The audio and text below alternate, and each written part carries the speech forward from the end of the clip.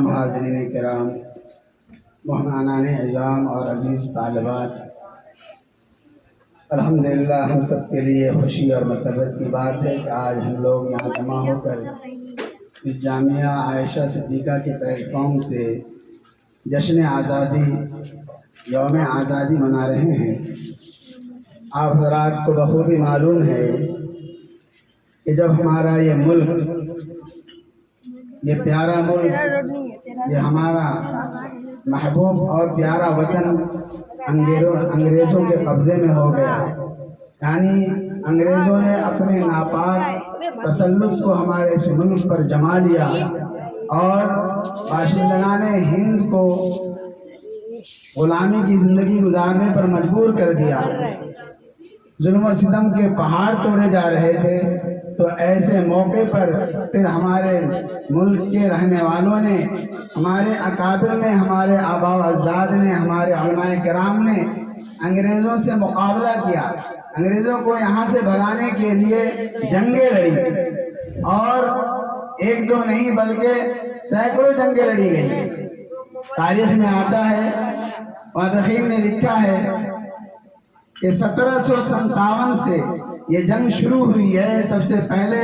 بنگال میں نواب سراج الدولہ نے انگریزوں سے مقابلہ کیا ہے 1757 عیسوی میں۔ اس کے بعد یہ محاذ جب شروع ہوا، تحریک آزادی اور انگریزوں کے خلاف بغاوت جب شروع ہوا، تو یہ آگے بڑھتا رہا اور اس تحریک کے اندر لوگ شامل ہوتے رہے۔ خاص طور سے یہ 1757 سے لے کر کے 1857 تک 100 سال تک مسلمانوں نے اکیلے جنگ لڑی ہے۔ صرف مسلمانوں کی یہ قربانیاں ہیں، اور ان میں سے خاص طور سے علماء کرام پیش رہے، آگے رہے، اور قائدانہ کردار انہوں نے ادا کیا۔ ہزاروں علماء کرام نے اس ملک کو آزاد کرانے کے لیے اپنے جانوں کے نذرانے پیش کیے، اپنے لہو کو بہائے، تب جا کر ہی ہمارا ملک آزاد ہوا۔ ایک انگریز مورخ ٹامسن خود اپنی یادداشت میں لکھتا ہے کہ یہ اس ملک کے علماء کرام نے جذبہ جہاد لوگوں کے اندر اتنا زیادہ بیدار کر دیا تھا کہ لوگ خاموش بیٹھنے کو تیار نہیں تھے۔ چنانچہ انگریزوں نے مشورہ کیا کہ کس طریقے سے ان کے اندر سے جذبہ جہاد کو ختم کیا جائے، اس تحریک کو روکا جائے۔ مشورہ میں یہ طے پایا کہ علماء کرام کو سب سے پہلے ختم کیا جائے۔ نہ یہ علماء رہیں گے، نہ ان کے اندر تحریک آزادی رہے گی، نہ جذبہ شہادت رہے گا۔ چنانچہ وہی مورخ ٹامسن اپنی یادداشت میں لکھتا ہے کہ میرے پیدا کرنے والے کی قسم، میں نے دیکھا کہ دہلی کے چاندنی چوک سے لے کر خیبر تک کوئی ایسا درخت نہیں تھا جہاں پر علماء کرام کی گردنیں علماء کرام کی لاشیں لٹکنا رہی، یعنی علماء کرام کو پکڑ کر سولیوں پر چڑھایا جانا لگا۔ انگریزوں نے سولیاں دینی شروع کی، اور بالآخر ہزاروں علماء کرام نے یہ نذرانے پیش کیے، لیکن انگریزوں کے سامنے جھکنا گوارا نہیں کیا۔ مورخ لکھتا ہے ٹامسن کہ میں نے دیکھا کہ ہمارے خیمے کے پیچھے بہت سارے علماء کرام کو بلایا گیا اور ان کے سامنے آنکھ دہکائی گئی،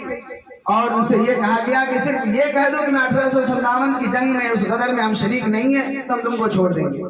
لیکن ٹامسن مورخ یہ بھی کہتا ہے کہ میرے پیدا کرنے والے کی قسم، ان علماء کرام میں سے ایک بھی عالم ایسا نہیں تھا جس نے انگریز کے سامنے سے رکو ہوا ہو یا اس کی بات کو بول گیا ہو۔ وہی لکھتا ہے کہ ایک مرتبہ دیکھا کہ دریا راوی کے اندر علماء کرام کو ڈبویا گیا بوریوں میں بند کر کے، اور بوریوں میں بند کرنے کے بعد ان کو دریا برد کر دیا گیا، اور پھر بندوق کی گولیوں سے نشانہ بنایا گیا۔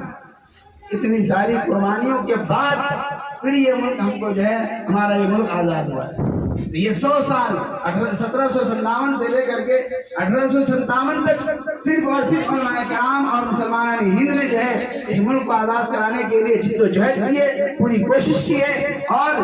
جان مال ہر ایک اعتبار سے انہوں نے قربانیاں دی۔ پھر 1857 کے بعد پھر 1947 تک، یہ تقریباً 100 سال کا زمانہ ہے۔ اس میں پھر ہندو مسلم سب ایک ساتھ ایک محاذ بنا کر کے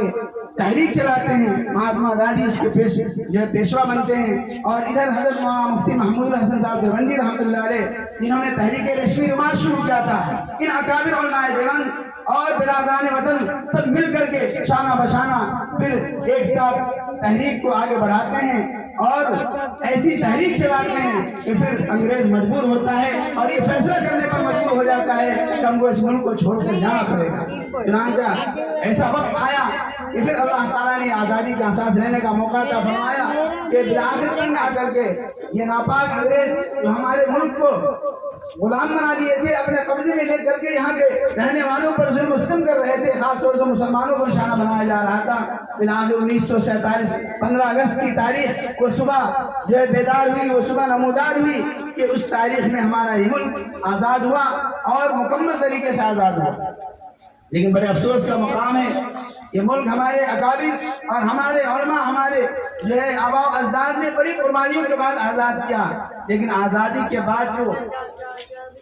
جو آزادی مکمل ملنی چاہیے کہ ہماری دستور کی آزادی ہو اور ہماری جو ہے مذہبی آزادی ہو، جان و مال کی حفاظت ہو، ہر اعتبار سے آزادی ملنی چاہیے۔ لیکن یہ بدقسمتی کی بات ہے کہ کچھ فرقہ پرست طاقتیں پھر دوبارہ اس ملک کو اپنا غلام بنانا چاہ رہی ہیں اور یہ انتہا پسند لوگ جو ہے مسلمانوں کو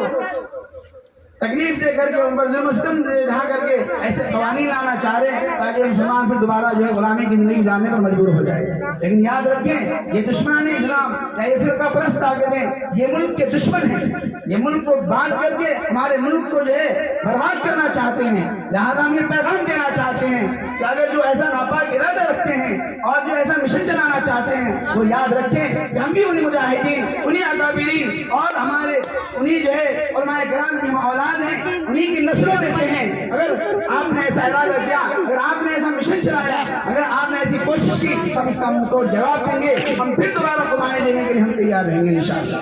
انشاءاللہ ہم سب اس کے لیے تیار ہیں، یہ ہمارا پیارا ملک ہے، ہمارے آباء و اجداد نے اس کو آزاد کرانے کے لیے قربانی دی ہے تو ہم اس کی حفاظت کے لیے، جمہوریت کی بقا کے لیے ہم بھی ہر طرح کی قربانی دینے کے لیے تیار ہیں۔ جب بھی ہمارے ملک پر کوئی ناجائز قبضہ کرنا چاہے گا، دوسرے ملک والے اپنے جو ہے کنٹرول میں لینا چاہے تو ہم اس کو ماننے کو بالکل تیار نہیں، ہمیں یہ گوارا نہیں۔ یہ آزاد ہے، آزاد رہے گا اور ہمیشہ ہر دم ہر قدم اپنے اس ملک کی حفاظت کے لیے ہم تیار ہیں اور تیار رہیں گے انشاءاللہ۔ اللہ تعالیٰ سے دعا کریں کہ اللہ تعالیٰ ہمارے اس ملک کے اندر امن و امان اور پیار محبت کو باقی رکھے اور ہم سب کو بھائی چارگی کے ساتھ آپس میں مل جل کر ایک ساتھ جو ہے رہنے کی اور اپنی زندگی گزارنے کی، مذہبی آزادی کے ساتھ ہم سب کو اپنے جو ہے شریعت پر جو ہے باقی رہنے کی اور عمل کرنے کی توفیق عطا فرمائے، اور اسی طرح یہ دن ہمارے لیے جو ہے بار بار ہماری زندگی میں آئے اور ہم سب اس کا جو ہے جشن منائے اور اس پر ہم اپنے اکابرین کی قربانیوں کو یاد رکھیں۔ آج بڑے افسوس کی بات ہے کہ ہمارے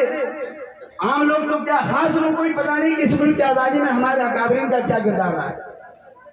آج تو جو ہے باضابطہ سازش کے تحت ہمارے اکابرین کی قربانیوں کو مٹایا جا رہا ہے، تاریخ سے ہٹایا جا رہا ہے، لیکن ہم اس کو یاد رکھیں گے، ہر سال اس کی یاد کو تازہ کریں گے انشاءاللہ، اور قیامت تک یہ جو ہے یاد تازہ رہے گی۔ اللہ تعالیٰ سے دعائیں کہ اللہ تعالیٰ ہمارے اس ملک کو جو ہے ہر طرح کی ناپاک سازش سے اور ہر طرح کے خطرات سے اللہ تعالیٰ محفوظ فرمائے، اور اللہ تعالیٰ ہم سب کو جو ہے اپنے مقصد میں جو ہے کامیابی نصیب فرمائے۔ آخر میں اپنے آنے والے تمام مہمانان کرام کا تہہ دل سے شکر گزار ہوں کہ آپ حضرات نے ہماری اس چھوٹی سی دعوت کو ہم نے بلایا اور آپ نے قبول کر کے ہمارے اس پروگرام میں اپنے یوم